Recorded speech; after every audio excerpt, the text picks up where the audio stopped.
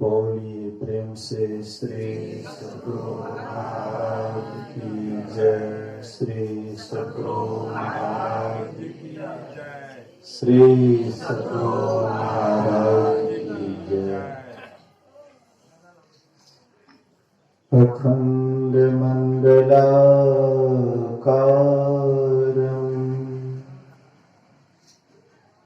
व्याप्तं येन चराचरं तत्पदं दर्शितं येन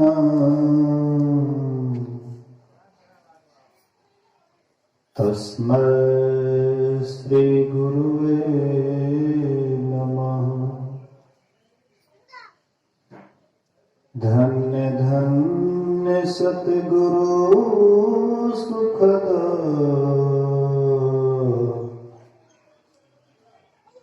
महिमा कही न जाए। जो कछु कहूँ तुम्हारी कृपा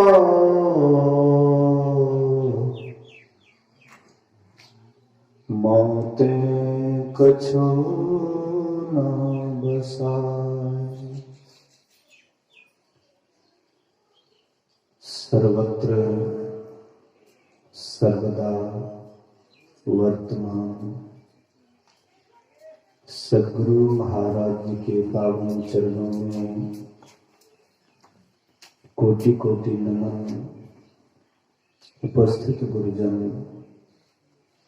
धर्म प्रेमी सत्संगी बंधुओं,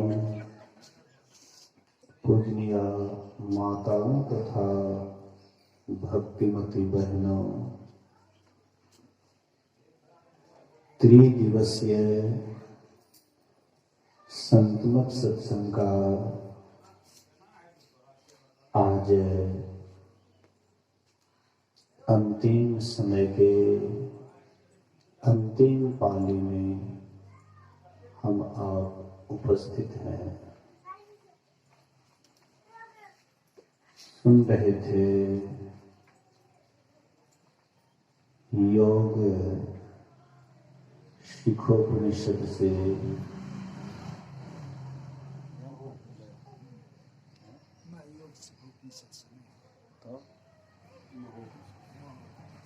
हमें पाठ निकल कर योग शिखोपनिषद, अब पाठ मिले महोपनिषद।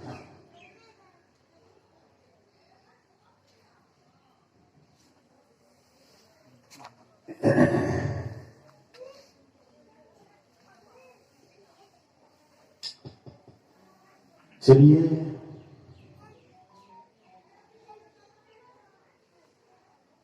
हम आप श्रवण कर रहे थे महोपनिषद से भारो विवेकिनः शास्त्रं भारो ज्ञानी च रागिनः अशान्तस्य मनोभारो भारो नापि विदो वपुः।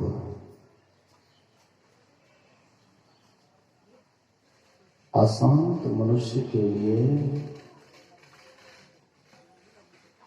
शरीर भार है, रागी के लिए ज्ञान भार है। और क्या है? शास्त्र। और विवेकी, जिसके पास विवेक नहीं है उसको शास्त्र भार है, और जो आत्मज्ञानी नहीं है उनको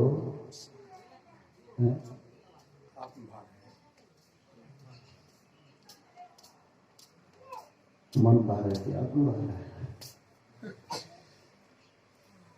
बोलिए श्री सद्गुरु महाराज की जय।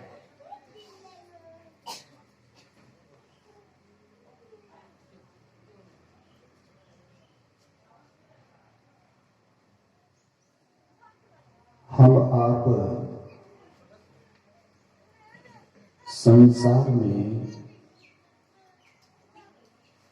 जो भी काम करते हैं,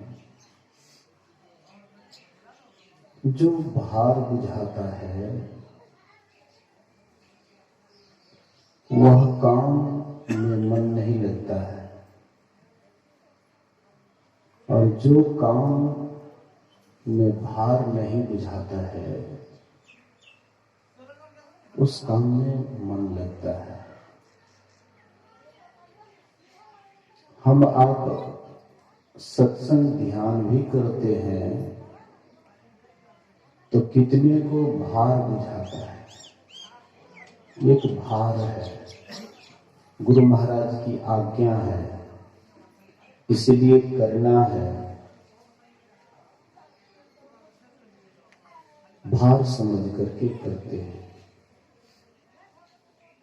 और कुछ ऐसे हैं निर्भार होने के लिए सत्संग ध्यान करते हैं। दोनों में आसमान धरती का फर्क है। जो भार समझ करके सत्संग ध्यान करते हैं, वे सत्संग ध्यान को नहीं समझते हैं, और जो निर्भार होने के लिए सत्संग ध्यान करते हैं, वे सत्संग ध्यान को समझते हैं। गुरु महाराज कहते थे कि कोई अपने उद्यम के लिए सत्संग करवाता है तो वह सत्संग नहीं है।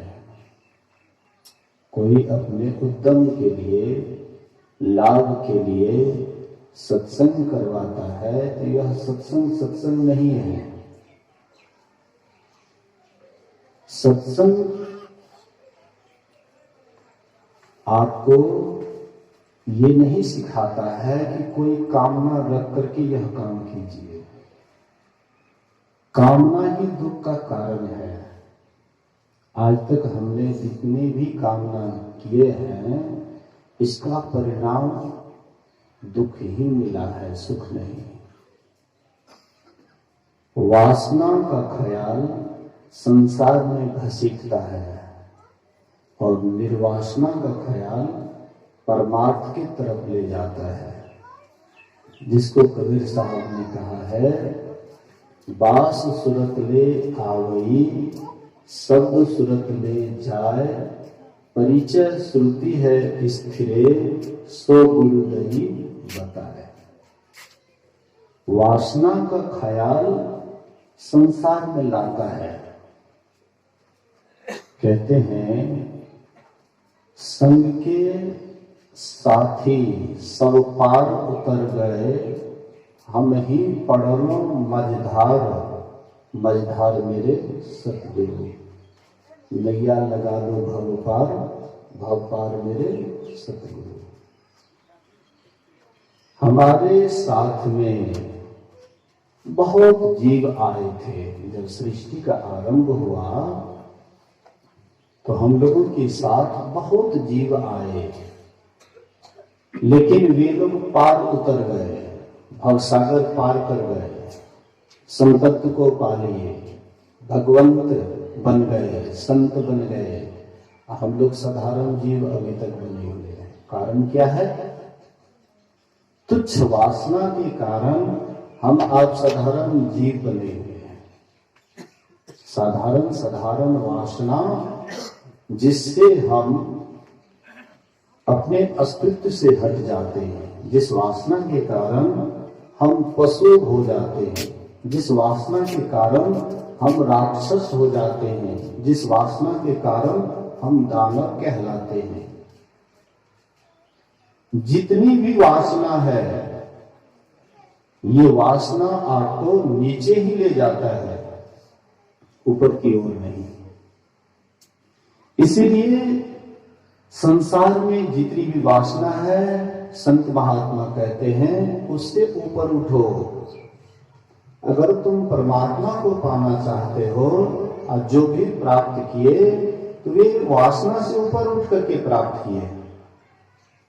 कबीर साहब देख लीजिए, सभी वासना को जीत लिए हैं। कबीर काया वीर, जो इस शरीर पर विजय पाले, इस शरीर को जीत लिए।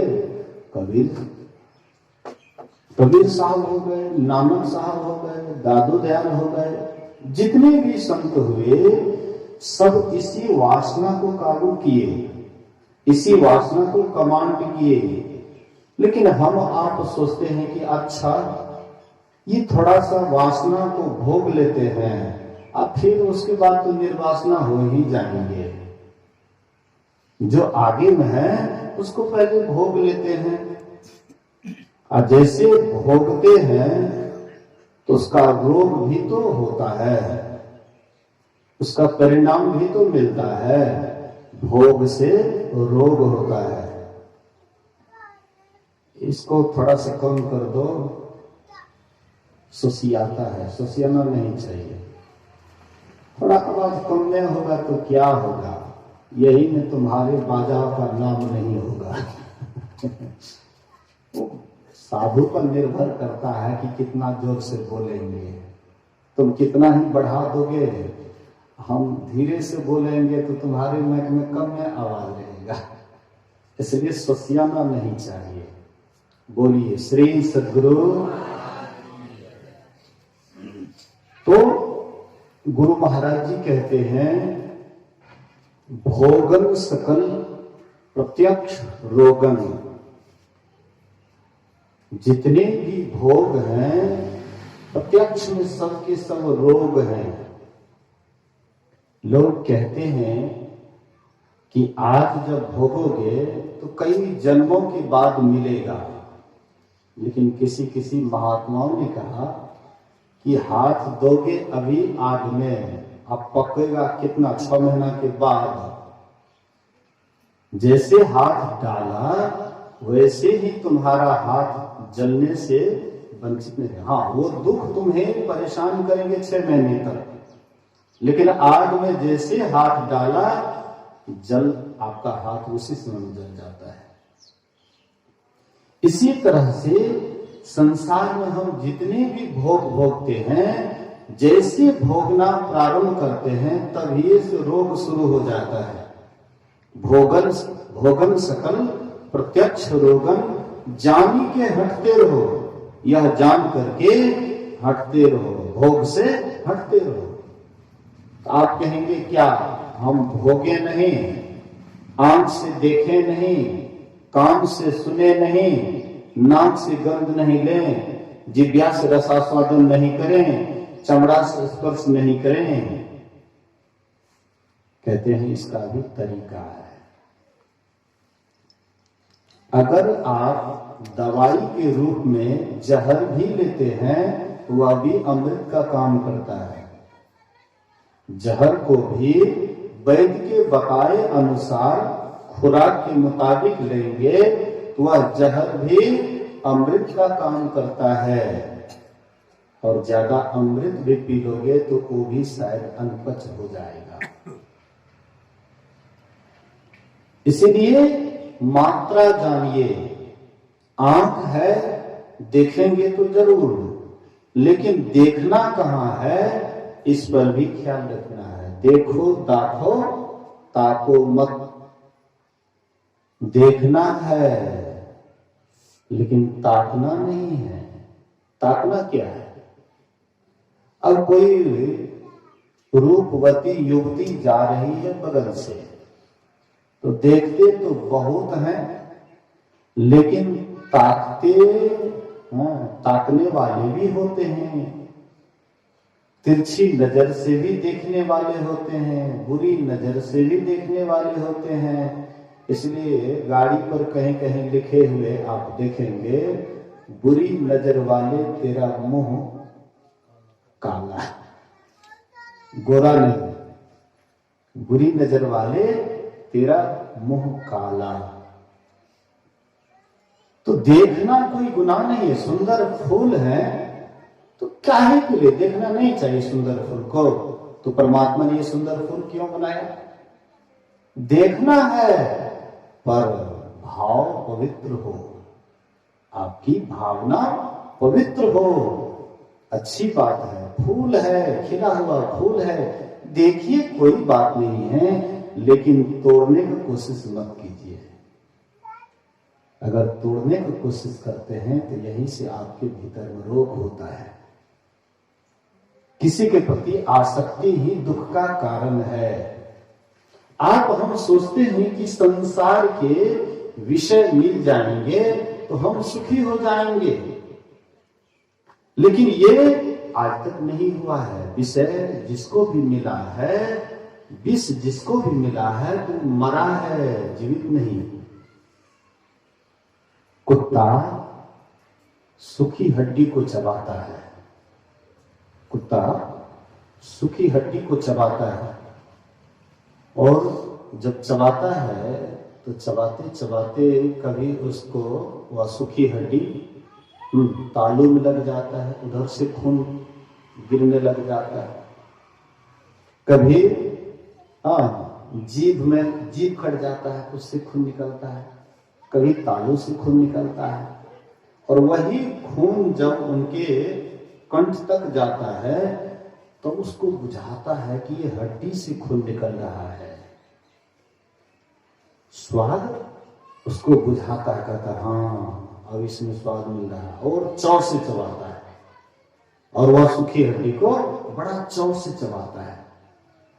तो विषय भी आप जो भोगते हैं तो वह विषय कहीं से लाता नहीं है, आप ही का खून चूसता है। बोलिए श्री सद्गुरु। आप ही की शक्ति लेते हैं, आप ही का शक्ति खर्च करते हैं, आप ही को नीचे की ओर ले जाते हैं, आपको ऊपर की ओर नहीं ले जाते, कहीं और जगह से सुख नहीं देता है। इसीलिए संत महात्मा कहते हैं कि ये मत सोचो कि विषय हमें सुख दे रहा है, बल्कि हम ही सुख के कारण हैं। हम में ही सुख भरा हुआ है। वही सुख को हम चाहे नीचे की ओर बहा दें, वही सुख को चाहे हम ऊपर की ओर ले जाएं।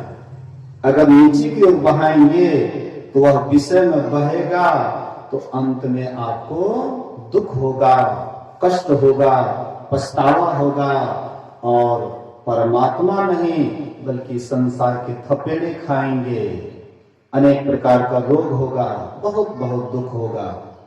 लेकिन वही शक्ति जो नीचे की ओर बह रहा है, वही शक्ति को अगर हम साधन विधि के द्वारा योग के माध्यम से ऊपर की ओर ले जाते हैं, तो वही शक्ति आपको सुख का कारण होता है।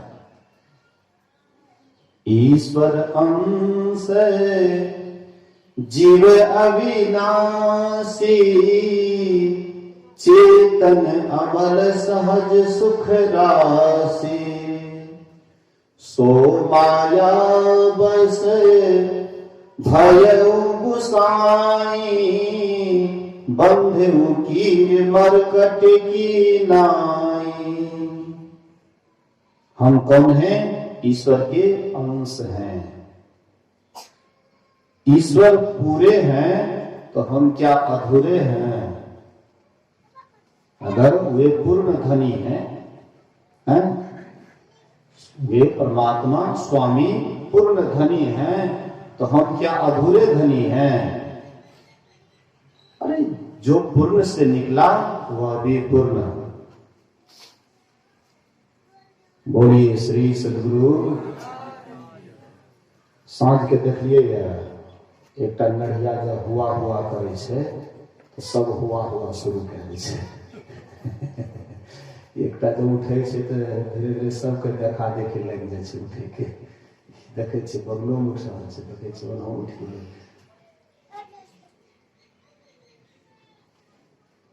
है छे आदत, है छे हिस्सा करे छे। खैर कोनो बात नहीं छे, थोड़ा दम धाकर, ज्यादा देर तो हम बोले नहीं छिए, हाँ, लेकिन थोड़ा धैर्य धाकर रहबे तो काम अपने से के बनते। बहुत गई थोड़ी बची, थोड़ी भी अब जाए। बहुत चला गया है, थोड़ा सा बचा हुआ अंतिम पाली का सत्संग है।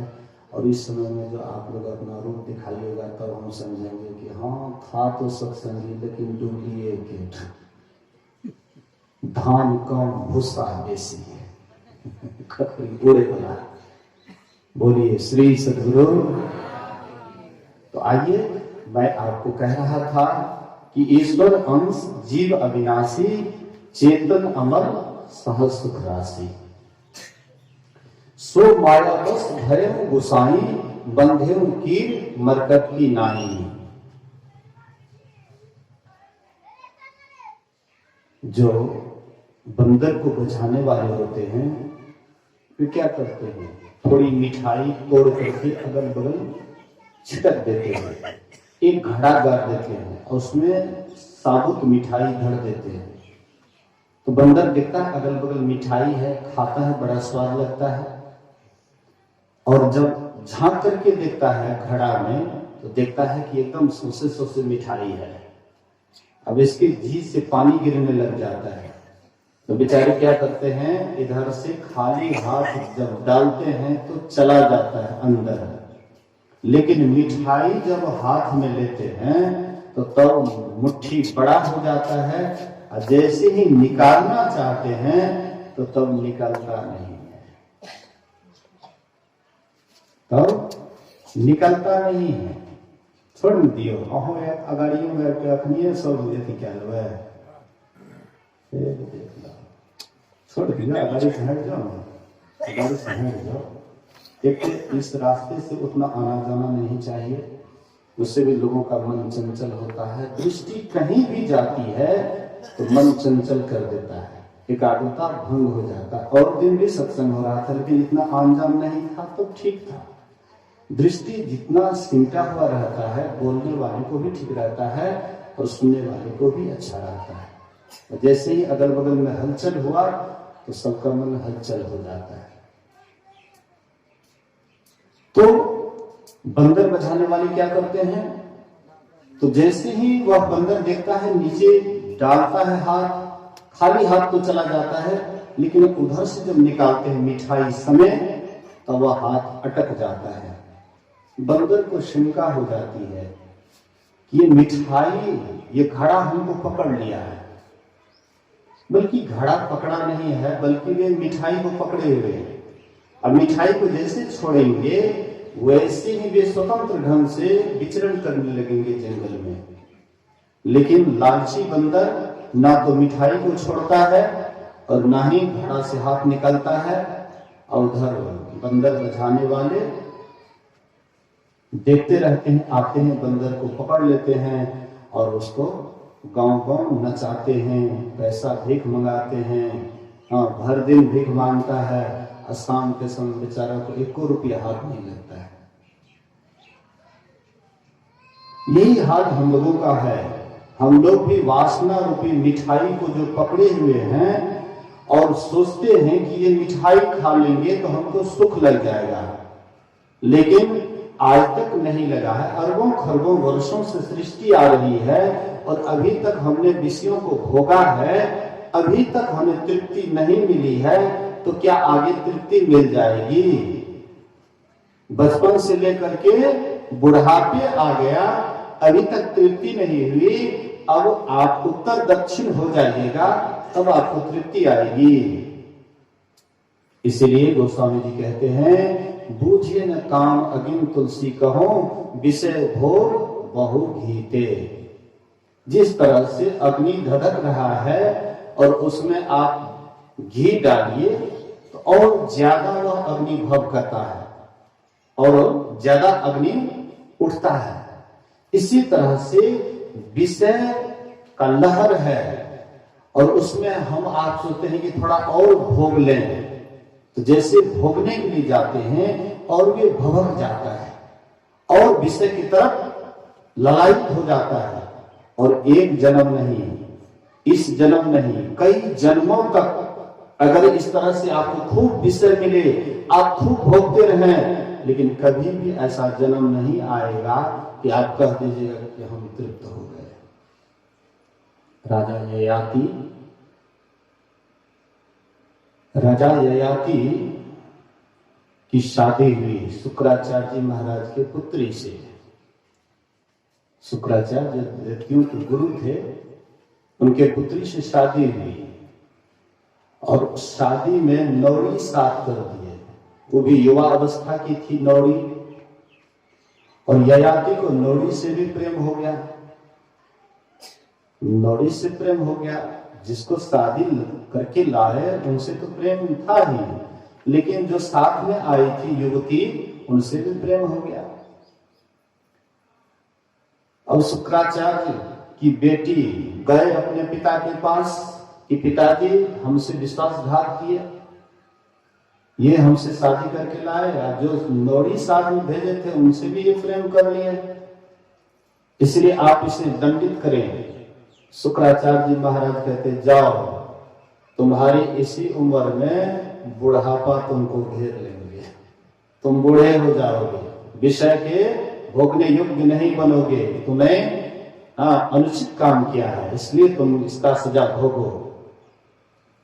और जब ससुर जी के पैर को पकड़ करके खूब गिड़गिड़ाए, क्षमा कर दीजिए, क्षमा कर दीजिए, अभी बहुत इच्छा है, अभी बहुत इच्छा है विषय भोग की, क्षमा कर दीजिए। जब बहुत गिड़गिड़ाए तो बोले कि कोई बेटा अगर तुम्हारा बुढ़ापा ले ले और अपनी जवानी दे दे तो शायद तुम फिर जवान हो जाओगे, लेकिन वह बेटा बूढ़ा हो जाएगा। तो अपने बेटे से पूछने लगे कि भाई तुम अपना जवानी दे दो, हमारा बुढ़ापा ले लो। कौन बेटा होगा कि पिता के बुढ़ापा को लेकर के अपना जवानी बाप को दे दे। लेकिन कोई कोई ऐसा भी होता है जिसको पितृभक्त कहते हैं, पिता का भक्त कहते हैं। जैसे उदाहरण के लिए आप देखिए राजा शांतनु, राजा शांतनु को देवव्रत, जिसका बाद में नाम पड़ा भीष्म पितामह, देवव्रत पिता के सुख के लिए कि पिता जिससे सुखी हो, पिता जिससे उनको शांति मिले, तो अपने जवानी को जवानी नहीं समझे, अखंड बाल ब्रह्मचर्य का व्रत ले लिए। तो मैं उधर नहीं जाना चाहता हूं, मेरे कहने का ये आशय है कि पिता के लिए जो सर्वस्व न्यौछावर करने वाले हैं उसी को पितृभक्त कहते हैं। एक जो नौड़ी के द्वारा जो सबसे छोटा लड़का था वह तैयार हो गया। कहते हैं कि पिताजी की जब यही आज्ञा है तो मैं अपना जवानी देता हूं पिता को और पिताजी का बुढ़ापा लेता हूं। राजा ययाति बेटा का जवानी लेकर के अपना बुढ़ापा बेटा को दे करके खूब सुख भोगे, लेकिन भोगते भोगते अंत में राजा ययाति को कहना पड़ा, बूझे न काम अगिन तुलसी कहो, विषय भोग बहु घीते। मैंने देख लिया कि जितना ही विषय की तरफ जाते हैं उतना ही विषय की चाह बढ़ती है और ये कभी खत्म होने वाला नहीं है। इसलिए मुख फेर दो, अपने आप जो जहां पड़ा हुआ है पड़े रहेंगे। अपनी छाया को पकड़ने के लिए दौड़िए, जैसे जैसे दौड़िएगा छाया को पकड़ने के लिए छाया भागते जाएंगे। न छाया को पकड़ने के लिए दौड़ेंगे, छाया भागते जाएंगे। लेकिन छाया को बस में करना चाहते हैं, पीछे पीछे करना चाहते हैं, तो आप सूर्य की तरफ अपना मुख कर लीजिए, सूर्य की तरफ चलना शुरू कर दीजिए, छाया आपके पीछे पीछे जाएंगे। ऐसी वासना की तरफ आप दौड़िएगा तो वासना की इच्छा दौड़ते जाएंगे, भागते जाएंगे, पकड़ना चाहेंगे। कई जन्मों से पकड़ तो रहे हैं लेकिन आज तक हाथ में नहीं आया। लेकिन जब उधर पीठ करके जैसे परमात्मा की तरफ मुख कर देंगे, वह भी आपके पीछे पीछे चल देंगे। तब आपकी समझ में आएगा कि एक दिन हम वासना के अधीन थे तो मेरा जीवन कैसा था, और आज मैं वासना की तरफ पीठ दे दिया, आज मेरा जीवन कैसा है। आप स्वयं अनुभव करेंगे और सुख शांति आपको महसूस होगा कि सही में परमात्मा क्या है। निर्वासना का नाम ही परमात्मा है, वासना का नाम ही संसार है। ये वासना के ही ऊपर संसार चल रहा है। जहां भी देखिए वासना का ही खेला है, जिधर भी देखिए वासना का ही लीला है। इसलिए वासना से ऊपर उठना चाहते हैं, संत महात्मा कहते इसके लिए ध्यान करना पड़ेगा। ध्यान करना कोई बच्चों का खेल नहीं है। हाँ, कभी विषय में डुबकी लगा लिए, कभी आंख बंद करके बैठ गए, ये ध्यान है। ध्यान का नाटक है, ध्यान का नाटक है, लेकिन ध्यान नहीं है। ध्यान तो तब होता है जब आपके भीतर में विषय की इच्छा ही नहीं रही, विषय की चाहना ही नहीं रही। अब कुछ नहीं चाहिए, कुछ नहीं चाहिए, चाह गई, चिंता मिटी, मनवा बेपरवाह, जाको कुछ न चाहिए, सोई शहंशाह। वे बादशाहों के बादशाह शहंशाह हो जाते हैं जिनके अंदर कोई चाहना नहीं होती है। एक महात्मा जी सुबह सुबह लगभग 9-10 बज रहा होगा, सुबह सुबह सूर्य की किरण ले रहे थे, सूर्य का धूप ले रहा था। उधर से एक सेठ जी आए और हाथ जोड़कर भी कहते हैं, महाराज कुछ सेवा, महाराज कुछ सेवा। ये महात्मा जी कहते हट जा,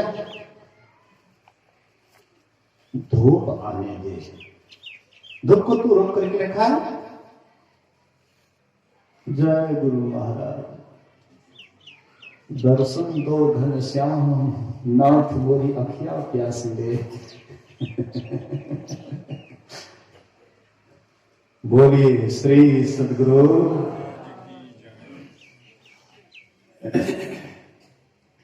मन का कुछ न कुछ काम चाहिए, इन्हें खुरखुर उन्हें, खुरखुर उन्हें। मन नहीं पकड़ा जाए, बहादुर जवान है। शरीर बूढ़ भाई छे, मन बूढ़ है। करत रहे खुरखुंड, बड़ा शैतान है। ऐसा यार हलीफ रहतमंद हलक में, अरे हाँ पलटू उता कोस हजार पंख बिनु पलक में। एक पल में कितना उड़ता है मत पूछिए। मन कैसे कैसे थकता है आपको पता नहीं लगेगा, लेकिन साधना कीजिएगा तब पता लगेगा कहां कहां ये खोजते रहता है। मेरे कहने का ये आशय है, आपको ध्यान करना है। अगर मन को बस में करना है तो मन के चाल को तब समझिएगा जब ध्यान कीजिएगा। ध्यान बनने लगेगा तो मन का चाल समझ में आने लगेगा, और जैसे जैसे मन का चाल समझ में आएगा वैसे वैसे मन सिलेंडर होगा, शांत होगा, स्थिर होगा।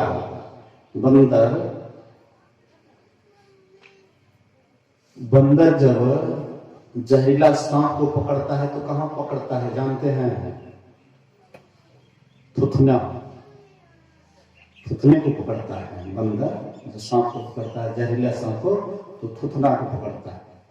तो वे क्या करते हैं, पहले धरती पर रगड़ते हैं, उसके बाद देखते हैं कि छिलमिले वो करता है, और देखता है कि छलमल कर रहा है तो फिर रगड़ता है, फिर देखता है, रगड़ता है, देखता है। जब तक ये बिल्कुल सिलेंडर नहीं हो जाए, शांत नहीं हो जाए, तब तक उसको रगड़ते रहता है।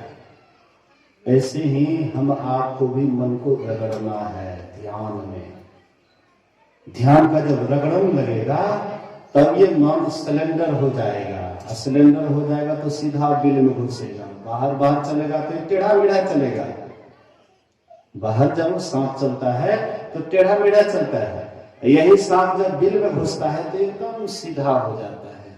यही मन का हाल है, बाहर जाएगा विषय की तरफ टेढ़ा मेढ़ा जाएगा, यही अगर दसम द्वार में घुसेगा तो बिल्कुल सीधा हो जाएगा। इसलिए गुरु महाराज कहते हैं, दो नयन बीचों बीच सन्मुख एक टक देखत रहो, आप ही वह बिंदु झलके पट गिरा निरखत रहो। दो नैना बीच सन्मुख दे एक बिंदु मिले दृष्टि दो रेख, सुखमन झलके तिल तारा, निरख सुरख दसवीं द्वारा। जो करेंगे वे जरूर आगे बढ़ेंगे, जो नहीं करेंगे वे कभी भी आगे नहीं बढ़ेंगे। हाथ पर हाथ दे करके कोई भी बैठे रहे और मन में सोचे कि मेरा रास्ता कट जाएगा, तो केवल वह सोचेंगे, लेकिन रास्ता कटेगा नहीं। लेकिन हाँ, संसार के रास्ता को काटना है, संसार के रास्ता को तय करना है, तो उसके लिए आपको चंचल बनना पड़ेगा। उसके लिए आपको सवारी की यात्रा करनी पड़ेगी। पैदल करिए या सवारी से कीजिए, या जितना सवारी तेज होगा उतना जल्दी आपका सफर होगा। ये संसार की रास्ता है, संसार का मंजिल है। लेकिन अंदर की यात्रा अगर आपको करनी है तो बैठे ने रास्ता काटा, चलते ना बाट ना पाए। है कुछ रहनी गहनी की बाता, बैठा रहे चला तू नहीं जाता। जो बैठेंगे, हाँ, बैठे चूत तब निकले सूत। तो जो एक आसन से देर तक ध्यान करेंगे वही मन के चाल को समझेंगे और वही आगे बढ़ेंगे। उन्हीं के भीतर में परमात्मा की ज्योति दिखाई पड़ेगी और उन्हीं के भीतर में परमात्मा का आवाज भी सुनने को मिलेगा। यही दो सहारा आपको परमात्मा तक ले जाएंगे। इन सारी बात को सुनिए, समझिए और अपने जीवन में उतारने का प्रयास कीजिए। ये जो सत्संग करवाए परम श्रद्धे योगेंद्र बाबू मास्टर साहब, ये बहुत पहले से ही हमको जानकारी दे रहे थे कि बाबा मेरे यहाँ, हाँ, इतने दिसंबर को सत्संग है। मैंने कहा अभी तो बहुत समय है। नहीं, बाद में कहेगा कि समय ये नहीं है। बहुत पहले से ही हमको कहते रहे। गुरु महाराज की कृपा हुई कि हम भी आप लोगों के बीच आए, आप लोगों का दर्शन किए और इसी तरह से हम लोगों का, गुरु महाराज की कृपा से इसी तरह से सत्संग ध्यान मिलते रहें और इसको पा करके हम लोग अपना काम बना लें। इस शुभवाणी के साथ इनके पूरे परिवार को, आप सभी ग्रामीणों सत्संगी बंधुओं को गुरु महाराज जी की ओर से बहुत बहुत धन्यवाद। बोलिए श्री सद्गुरु महाराज।